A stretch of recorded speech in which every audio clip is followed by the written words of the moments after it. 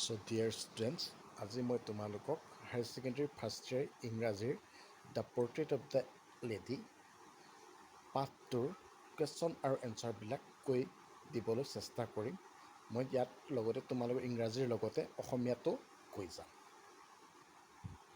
চ' আৰম্ভ কৰোঁ। The first question is, mention the three phases of the author's relationship with his grandmother before he left the country to study abroad. কৈছে যে লেখকজনৰ আৰু আইতাকৰ জীৱনৰ তিনিটা অধ্যায় যেতিয়া লেখকজনে বাহিৰলৈ পঢ়িবলৈ যায় তাৰ কথা উল্লেখ কৰিবলৈ দিছে। So' the answer is the three phases of the author's relationship with his grandmother before he left the country to study abroad are as follows. লেখকজনে যেতিয়া বিদেশত পঢ়িবলৈ যায় তাৰ আগতে আইতাকৰ লগত তেখেতৰ সম্পৰ্কৰ তিনিটা ফেজ হৈছে the first phase the period of his early childhood where he used to live with her in the village.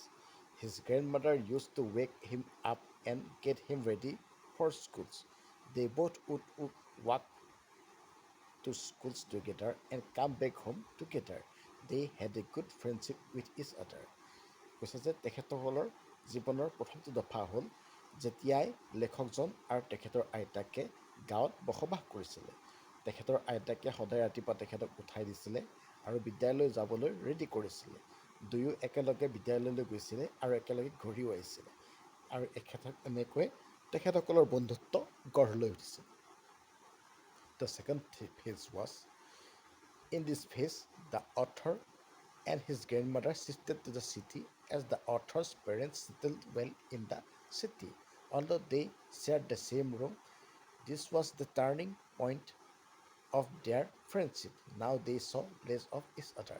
তেখেতসকলৰ জীৱনৰ সম্পৰ্কৰ দ্বিতীয় দফাটো হৈছে যেতিয়া তেখেতসকলে চহৰত থাকিবলৈ আহিছিলে মাক দেউতাকৰ লগত আৰু যদিও তেখেতসকলে একেটা ৰুমতে আছিলে তেখেতসকলৰ এইটোৱে হৈছে জীৱনৰ এটা টাৰ্ণিং পইণ্ট কাৰণ ইয়াৰ পাছতে তেখেতসকলে কমকৈ দেখা হৈছিলে। The third phase was when the author went to the university. He was given a room of his own. This made the friendship bond weaker as the common link between them, the same room, snapped. She became quieter and private and kept the spinning wheel all the day. She would feed the sparrows once a day, and this was the only thing that made her happy now. কৈছে যে তেখেতসকলৰ তৃতীয় ফেজটো হ'ল যেতিয়াই লেখকজনে বিশ্ববিদ্যালয়ত পঢ়িবলৈ গৈছিলে। তেখেতসকলৰ বন্ধুত্বৰ এনাজৰীডাল প্ৰায় দুৰ্বল হৈ যাবলৈ ধৰিছিলে আৰু একেটা ৰুমতে যে আছিলে সেই সম্পৰ্কটো নাইকিয়া হৈ গৈছিলে কাৰণ তেখেতক থাকিবৰ কাৰণে এটা নিগাজিকৈ ৰুম দিয়া হৈছিলে। আইতাকে ইয়াক লৈ প্ৰায় নীৰৱ হৈ গৈছিলে আৰু তেখেতে গোটেই দিনটো জোঁটৰ লগতে ব্যস্ত আছিলে আৰু এটা সময়ত চৰাইবিলাকক আহাৰ খুৱাইছিলে আৰু ইয়ে তেখেতক আনন্দ দিছিলে। The next question is, mention three reasons why the author's grandmother was disturbed when he started going to the city school. কৈছে যে লেখকৰ আইতাকে কিয় দুখ অনুভৱ কৰিছিলে যেতিয়াই লেখকে চহৰত পঢ়িবলৈ গৈছিলে। When the author used to live in the village with her, they both had a good friendship. She used to wake him up, get him ready, and would also accompany him to the schools. All this changed when they moved to the city. The grandmother was disturbed for the following reasons. কৈছে যে আইতাক আৰু লেখকজনে যেতিয়াই গাঁৱত আছিলে তেখেতসকলৰ মাজত ভাল বন্ধুত্ব আছিলে। আইতাকে সদায় তেখেতক বিদ্যালয়লৈ ৰেডি কৰি দিছিলে আৰু দুয়ো একেলগে স্কুললৈ গৈছিলে আৰু এই সকলোবিলাক সলনি হৈছিলে যেতিয়াই তেখেতসকলে চহৰত থাকিবলৈ আহিছিলে। আইতাকে খং বা দুখী অনুভৱ কৰাৰ কাৰণকেইটা হৈছে number 1, she no longer could help him in his lessons. As he started going to the English medium schools, this became a barrier for her. আইতাকে লেখকজনক পঢ়া শুনাত সহায় কৰিব পৰা নাছিলে, যিহেতু লেখকজনে এখন ইংৰাজী মিডিয়ামৰ বিদ্যালয়ত নামভৰ্তি কৰিছিলে আৰু এয়ে আইতাকৰ বাবে বাধা হৈ থিয় দিছিলে। Number 2, there were no teachings about God and the scriptures। কৈছে যে সেই বিদ্যালয়ত ভগৱান আৰু উপনিষদবিলাকৰ বিষয়ে কোনো ধৰণৰ পাঠ দিয়া হোৱা নাছিলে। Number 3, she didn't like taking the music lessons। According to her, music was only for beggars and harlots। তেখেতৰ মতে আইতাকে সংগীতৰ পাঠ লোৱাটো পচন্দ কৰা নাছিলে, কাৰণ আইতাকৰ মতে সংগীত হৈছে একেবাৰে নিষ্কাম বা মগনীয়াসকলৰ কাম। Number 3, mention 3 ways in which the author's grandmother spent her days with after he grew up। কৈছে যে যেতিয়া লেখকজন ডাঙৰ হৈ আহিছিলে, আইতাকে কেনেদৰে জীৱন বা সময় পাৰ কৰিছিলে। The answer is his grandmother changed a lot since he grew up। She would spend her days spinning the wheel, chanting prayers, feeding the sparrows। যেতিয়াই লেখকজনে ডাঙৰ হৈ আহিছিলে, আইতাক বহুত সলনি হৈছিলে। তেখেতে গোটেই দিনটো যতনতে ব্যস্ত আছিলে, মুখেৰে প্ৰাৰ্থনা উচ্চাৰণ কৰি আছিলে আৰু চৰাইবিলাকক খানা খাবলৈ দিছিলে। Number 4, mention the odd way in which the author's grandmother behaved just before she died। কৈছে যে আইতাকৰ মৃত্যুৰ আগতে তেখেতৰ স্বভাৱৰ কি ধৰণৰ পৰিৱৰ্তন হৈছিল। Answer, she didn't pray the evening before dying। She collected the wind from the neighborhood and started singing Homecoming of the Warriors with the help of the drum। The next morning, when she fell ill, she said her end was near। She started praying peacefully while laying on her bed। She refused to talk to anyone during her last hours। কৈছে যে তেখেতে মৃত্যুৰ আগদিনাখন প্ৰাৰ্থনা কৰা নাছিলে, তেখেতে ওচৰ চুবুৰীয়া মানুহবিলাকক মাতি আনিছিলে আৰু বিজয় ধ্বনি গাবলৈ ধৰিছিলে এটা দবাৰ সহায়ত। আৰু পিছদিনাখন ৰাতিপুৱা তেখেতৰ যেতিয়া অসুখ আৰম্ভ হৈছিলে, তেখেতে বিচনাত শুই পৰি ধুনীয়াকৈ প্ৰাৰ্থনা উচ্চাৰণ কৰি আছিলে আৰু কাৰো লগত কথা পাতিবলৈ বিচৰা নাছিলে। Number 5, mention the way in which the sparrows express their sorrow when the author grandmother died। কৈছে যে চৰাইবিলাকে আইতাকৰ মৃত্যু হওঁতে কেনেদৰে দুখ প্ৰকাশ কৰিছিলে। The answer is the grandmother used to feed the sparrows in her veranda each day। She developed a special relationship with them। When she died, thousands of sparrows expressed their sorrow by sitting in a scattered way around her in the veranda। They didn't chirp and there was complete silence। The author's mothers tried to feed them by breaking the bread and throwing it in front of them, but they didn't eat anything। When the family carried grandmother's corpse, they all flew away। কৈছে যে আইতাকে চৰাইবিলাকক বাৰান্দাত সিহঁতৰ আহাৰ দিছিলে আৰু ইয়াৰ দ্বাৰাই চৰাইবিলাকৰ লগত তেখেতৰ এটা ভাল সম্পৰ্ক গঢ়ি উঠিছিলে।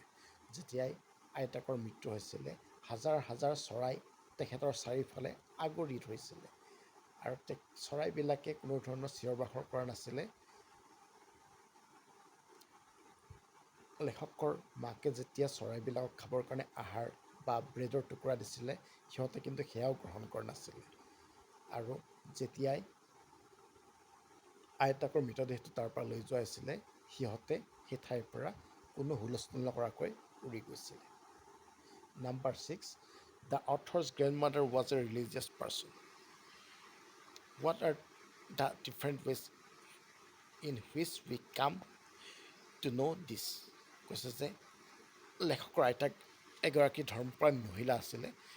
আমি কি কি বিষয়ৰ দ্বাৰা এই বিষয়ে জানিব পাৰোঁ। The answer is when she lived in the village with the author, she used to sing prayers in monotonous sound while getting him ready each morning। She used to walk the author to his school and then visit the temple attached to the school every day। She would sit and read scriptures। Later, when they moved to the city, she would carry the beads of the rosary with her all the time।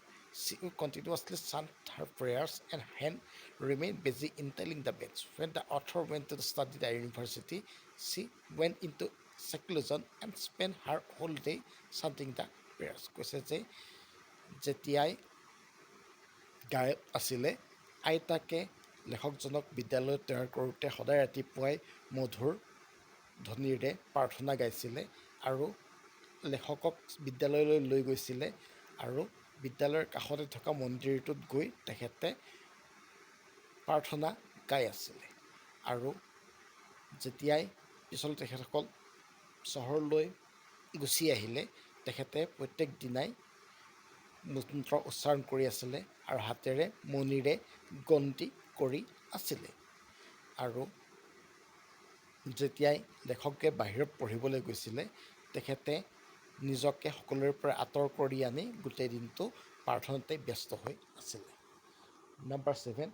Describe the changing relationship between the author and his grandmother. Did their feelings for each other since? কৈছে যে লেখক আৰু আইতাকৰ মাজত সম্পৰ্কবিলাক কেনেদৰে সলনি হ'ব ধৰিছিলে তাৰ বিষয়ে লেখা আৰু তেখেতসকলৰ মাজত সম্পৰ্ক নিশ্চয় সঁচাকৈয়ে সলনি হৈছিলে নেকি এনচাৰটো হ'ব in the early days they both shared a good bond. She would get him ready for schools, accompany him, and would come back with him later in the day. She would help him with his studies and would teach him prayers by singing in a monotonous tone every day. When they moved to the city, their relationship was strained. They started going to an English medium school. She was no longer accompanying him to the schools or could not help him with the lessons. She did not like the new schools as they never taught him about God or scriptures. Later, when he started taking the music lessons, she disapproved of as it she thought that music was only for beggars or harlots. She stopped talking to him afterwards and would spend her day alone while chanting prayers. কৈছে যে আৰম্ভণিৰ দিনতে লেখক আৰু আইতাকৰ মাজৰ সম্পৰ্ক বৰ ভাল আছিলে তেখেতে লেখকক সদায় ৰাতিপুৱা বিদ্যালয়লৈ উলিয়াই দিছিলে আৰু একেলগে বিদ্যালয়লৈ গৈছিলে আৰু গাঁৱত থাকোঁতে তেতিয়া তেখেতে লেখকজনক পঢ়া শুনাটো সহায় কৰি দিছিলে আৰু প্ৰাৰ্থনাবিলাকো শিকাইছিলে কিন্তু যেতিয়া তেখেতসকলে চহৰলৈ গুচি আহিলে তেখেতসকলৰ সম্পৰ্কত অলপ দূৰত্ব আহিব ধৰিলে কাৰণ লেখকজনে এখন ইংৰাজী মিডিয়ামৰ বিদ্যালয়ত নামভৰ্তি কৰিছিলে আৰু সেইবাবে আইতাকে তেখেতক পঢ়াত সহায় কৰিব পৰা নাছিলে আৰু আইতাক দুখী হৈছিলে যেতিয়া গম পাইছিলে যে ইংৰাজী মাধ্যমৰ বিদ্যালয়ে কোনো ধৰণৰ ভগৱানৰ বা ঈশ্বৰৰ পাঠ দিয়া নহয় আৰু যেতিয়া লেখকজনে কৈছিলে যে তেখেতে সংগীতৰ পাঠ গ্ৰহণ কৰিছে আইতাকৰ খং উঠিছিলে কাৰণ তেখেতৰ মতে হ'ল সংগীত হ'ল দুখীয়া বা নিজ সম্প্ৰদায়ৰ লোকসকলৰ বাবে আৰু যেতিয়াই লেখকে বিশ্ববিদ্যালয়ত পঢ়িবলৈ গৈছিলে তেখেতে নিজকে প্ৰাৰ্থনাতে ব্যস্ত ৰাখিছিলে When the author went to the university and then abroad, their bond weakened. She would spend the whole day and chant prayers. She accepted the seclusion. আৰু বিদেশত আৰু বিশ্ববিদ্যালয়ত পঢ়াৰ সময়তে আইতাকে নিজকে সকলোৰে পৰা আঁতৰ কৰি নিজকে যঁতৰত সূতা কটাত ব্যস্ত ৰাখিছিলে আৰু প্ৰাৰ্থনা গোৱাতে ব্যস্ত ৰাখিছিলে No, their feelings for each other didn't change, but during the same time, a distance developed between them. তেখেতৰ সম্পৰ্কৰ মাজত কোনো ধৰণৰ ফাট মেলা নাছিলে কিন্তু সম্পৰ্কত কিছু দূৰত্ব আহিছিলে Number 8, would you agree that the author's grandmother was a person strong in character? If yes, give instances that show this. কৈছে যে তুমি বিশ্বাস কৰা নে যে আইতাকগৰাকী এগৰাকী সবল ব্যক্তিত্বৰ অধিকাৰী আছিলে যদি হয় উল্লেখ কৰা The answer is yes, the grandmother was a strong person in character. The instances to show these are follows. কৈছে যে হয় আইতাকগৰাকী এগৰাকী সবল ব্যক্তিত্বৰ অধিকাৰী আছিলে সেয়া হ'ল Number 1, she had her own thoughts about schools and their teachings. She considers learning scriptures a better thing than studying science or English.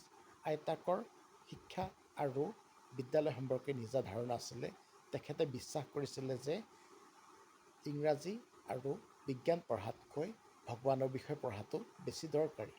She didn't like music. According to her, music was for low level people.